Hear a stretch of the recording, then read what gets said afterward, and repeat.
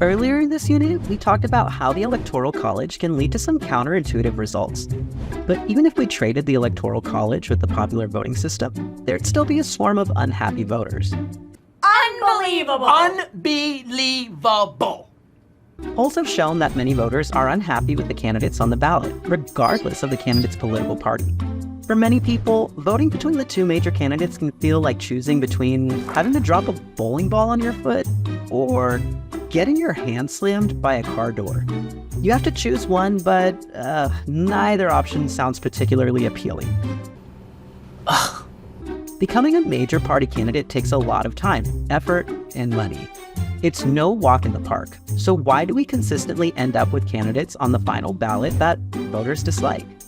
In this lesson, you'll use math to describe the relationships between our primary and general elections. Then you'll use your findings to answer the key question: can a popular vote address voter dissatisfaction? Let's do it.